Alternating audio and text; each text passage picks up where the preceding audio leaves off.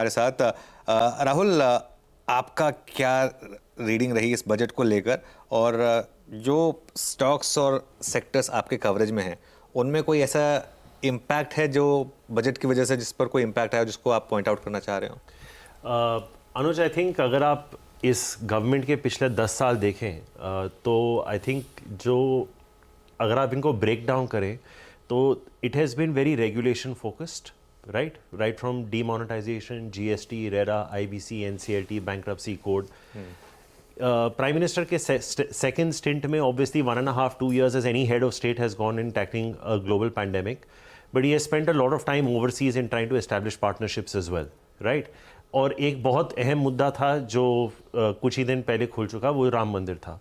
I think अभी अगर आप अगले 5 साल देखें तो मुझे एक हिंदी का एक शेर याद आ रहा है, अगर आप कहें तो मैं अर्ज कर दूं तो एक, और ये इंटरिम बजट के साथ ही चलता हुआ है कि इट गोज समथिंग लाइक, कुछ देर की खामोशी है फिर शोर आएगा, तुम्हारा तो सिर्फ वक्त आया है, हमारा दौर आएगा।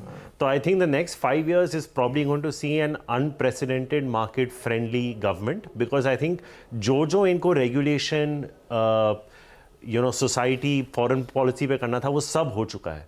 And it is almost a given, जिस तरह से मार्केट का वर्डिक्ट आया था लास्ट इलेक्शन स्टेटेड रिजल्ट्स के बाद कि ये सरकार आएगी, अभी ओनली एकेडमिक क्वेश्चन इज कितने सीटों के साथ आएगी।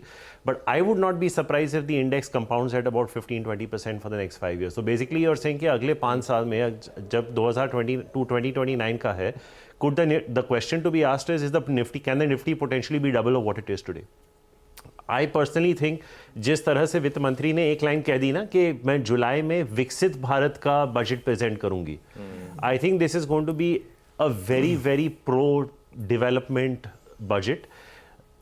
The best part is that the mathematics adds up. जो टैक्स की हम सुबह बात कर रहे थे, 10-12% का growth, fiscal deficit, I am sure आपने ऑलरेडी काफ़ी हद तक चर्चा कर ली है, कैपेक्स पे। It is a very very prudent, I think there is a lot of thought behind it. और अगर आप बॉन्ड यील्ड भी देखें, ज़्यादा कोई वॉलिटिलिटी नहीं होगी, आई थिंक 7% के आसपास का you can work with the bond yield, जो शायद हो सकता है कि थोड़ा कम भी हो जाए अगर इंटरेस्ट रेट कट्स आ जाए, which is actually positive for equity market valuations also. तो I think all in all very positive. We are back to earnings for the next few months. Next budget से पहले annual earnings भी आ जाएंगे, but like I said in the morning also, Anuj, I would not be surprised if the Nifty is 10% higher from here before the next budget is presented, where you're somewhere around 24,000-25,000. By and large अभी पूरा focus bottom up होगा, जैसे मधु बोल रहे थे, और earnings जैसे कुछ ठीक है, एक आध डिसअपॉइंट हुए हैं, but on an average it's not been a very bad earning season in India और द यूनाइटेड स्टेट्स। तो आई थिंक अगर यूएस का मार्केट भी थोड़ा बहुत स्टेबल रहे, और सबसे इंपॉर्टेंट बात अनुज, 2 युद्ध हो चुके हैं लेकिन क्रूड वो 75-80 के बीच में अटक चुका है, वो इंडिया के लिए बहुत बहुत पॉजिटिव है। You have a stable rupee and stable petroleum prices. So I think all in all, I'd say she's done the best she could. No bad news is good news. And just as a last point, Anuj, unhone, not that this is market important, but that she has exempted those 1 crore taxpayers from backdated tax liabilities.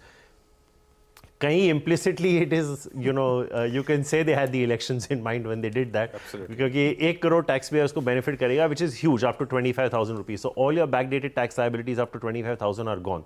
So that's an interesting trivia. बिल्कुल, काफ़ी चीज़ें